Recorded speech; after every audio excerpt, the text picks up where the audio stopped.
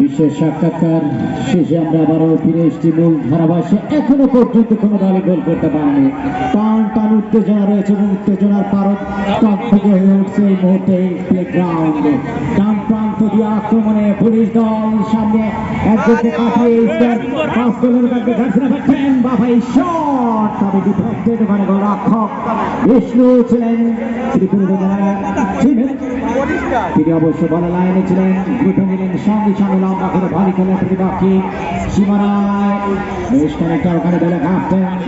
Jersey number 8 খেলোয়াড় ছিলেন চাপক, তিনি সামনে বাড়ালেন। এই মুহূর্তে আক্রমণে জয় প্রচেষ্টা শ্রীপুর উপজেলা দল নিজেদের অর্ধ থেকে বাম প্রান্ত দিয়ে কৃষ্ণ বাড়িয়েছেন, গতি বাড়িয়ে ঢুকে যাচ্ছেন অবশ্য লেফট উইঙ্গারকে আক্রমণ করে কিছুটা প্রেস সৃষ্টি করেছে অবশ্যই স্বাগতিক দল।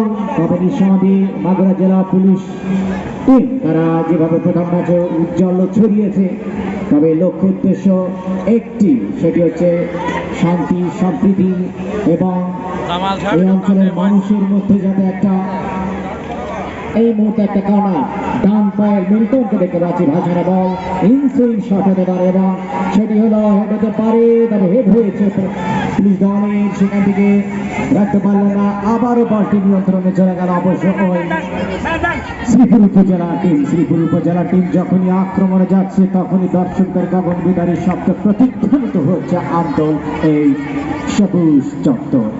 আপনারা জানেন এই আয়োজনের স্বপ্নদ্রষ্টা স্বপ্ন সারথী, তিনি চমৎকার একটা হতে পারে ফুটবল হতে পারে যে একটা সমস্যা নিরসনে বা শান্তির বার্তা পৌঁছানোর সবচেয়ে বড় মক্ষম, এবং সেটি তিনি করেছেন।